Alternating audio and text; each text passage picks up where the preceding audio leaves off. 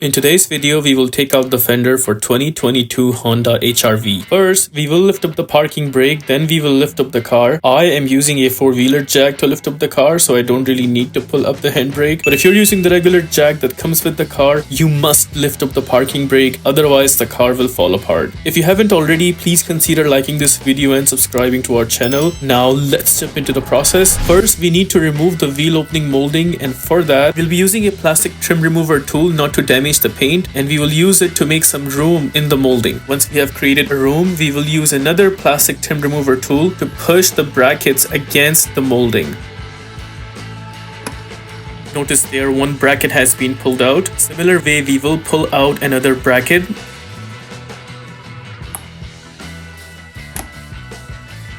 So we have pulled out two brackets so far. Now we will do the same on the upper side. Here the brackets were slightly different, but the process is exactly the same to remove them. At this point, I will remove the other plastic trim remover tool because I have created enough space, and I'll just use my fingers to remove other brackets.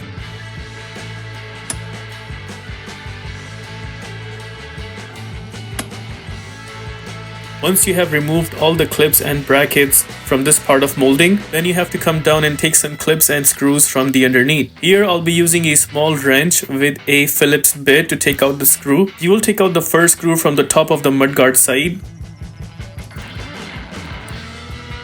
Then a little ahead, we will take out the first clip.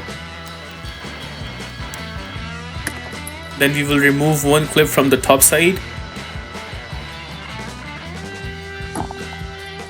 Right besides that, there is one more clip that also needs to be removed.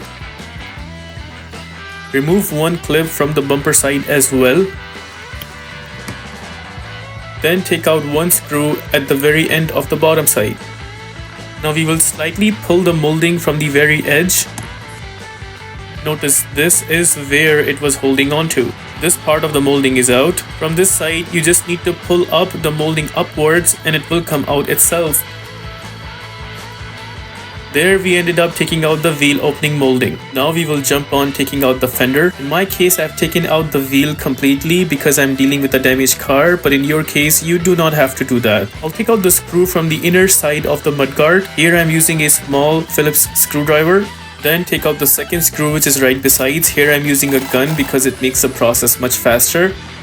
Now this screw we already took out while taking out the wheel opening molding, so you do not have to take that screw out in your case. Once that screw is taken out, notice the mudguard will fall apart. Try to pull out the fender liner as much as you can up until to the point where you can have an access to this clip. Here I'm using a pliers to take out that clip.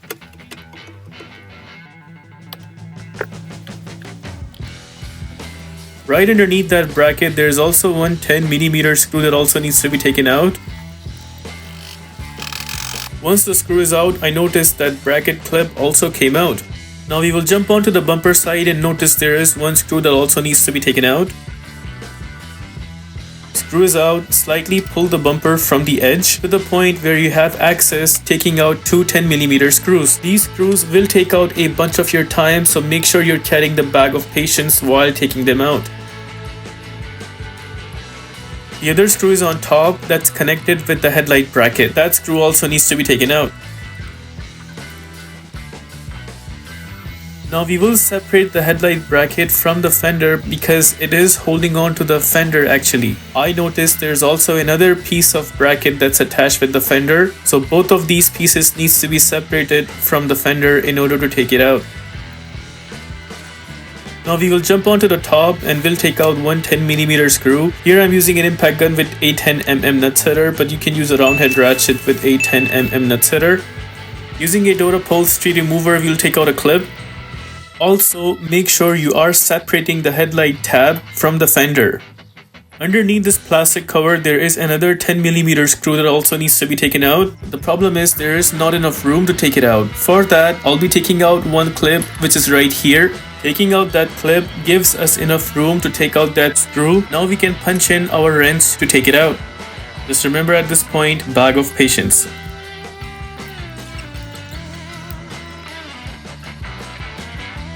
Again, I'll try to separate the headlight tab so that it's not holding on to the fender.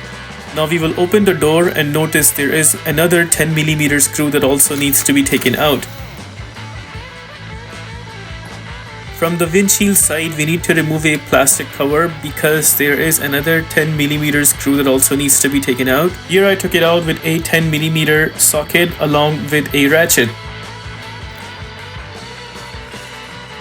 We also need to remove at least 2 to 3 clips of the rocker panel cover because it is holding onto the fender from the bottom side. The tools you will be needing to use here would be a door upholstery remover or a plastic trim remover tool. There I took out the first clip. For the second clip, I needed a special clip remover tool. This is how it looks like. This helped me to remove the bracket, but I ended up breaking the bracket, unfortunately. Just a heads up, be careful in this part. Once 2 clips are removed, now we will slightly pull down the rocker panel and try to separate the fender from underneath.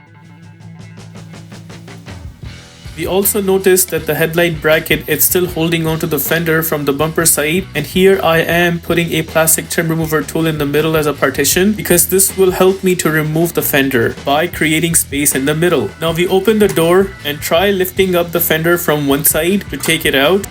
From the headlight side, we just need to pull out the fender slightly until it comes out. There, we ended up taking out the fender completely. If this video helps you in any way, please consider liking this video and subscribing to our channel. These are the list of the tools I used for this takeout.